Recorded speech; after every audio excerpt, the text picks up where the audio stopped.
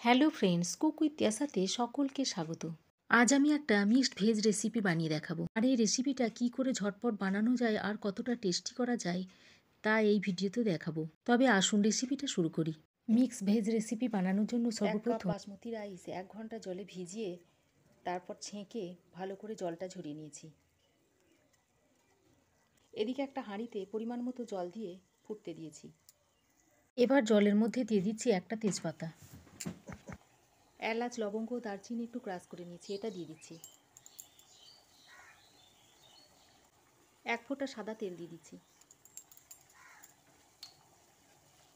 দেখুন জলটা ফুটে উঠেছে। 1 ঘন্টা ভিজিয়ে জল ঝরানো বাসমতি রাইসটা এখন দিয়ে দিচ্ছি।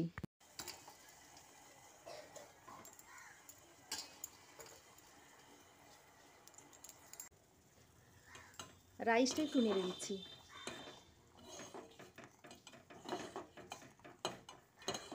রাইসটা 90% কুক করে নেব।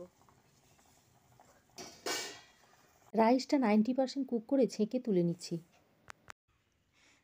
একটা ছড়ানো পাত্রে ঢেলে নিচ্ছি।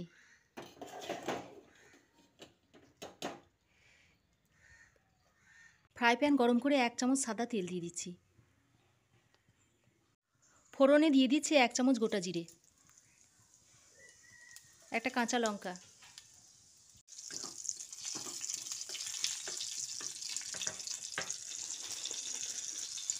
এক টুকরো তেজপাতা দিয়ে দিচ্ছি। ফোড়নটা কয়েক সেকেন্ড ভাজার পর এর মধ্যে একটা চপ করা পেঁয়াজ দিয়ে দিচ্ছি। পেঁয়াজটা দিয়ে একটু ভেজে নিচ্ছি। পেঁয়াজটা কিছুক্ষণ ভেজে নেওয়ার পর এর মধ্যে গ্রেট করা গাজর দিয়ে দিচ্ছি। মিহি করে কুচিয়ে নেওয়া বিনস দিয়ে দিচ্ছি।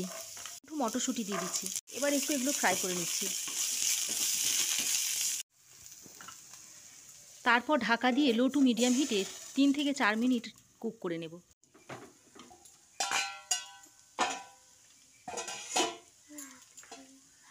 তিন 4 মিনিট পর মিহি করে কুচিয়ে রাখা ক্যাপসিকাম দিয়ে দিচ্ছি। ক্যাপসিকামটা দিয়ে একটু মিশিয়ে নিচ্ছি। এবার 90% কুক করে রাখা রাইসটা দিয়ে দিচ্ছি।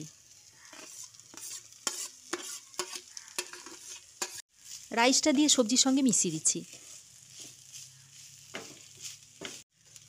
সামান্য একটু নুন দিয়ে দিচ্ছি আর একটু গোলমরিচের গুঁড়ো দিয়ে দিচ্ছি। অল্প একটু চিনি দিয়ে দিচ্ছি। এবার একটু ভালো করে নেড়েচেড়ে নিতে হবে।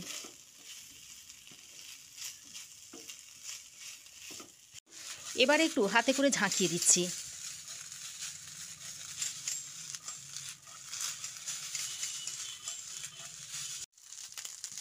তৈরি হয়ে গেল টিফিনের জন্য মিক্সড ভেজ রাইস। এবার ঝটপট বাচ্চার টিফিনে ভরে দিন। আশা করি রেসিপিটা আপনাদের ভালো লেগেছে।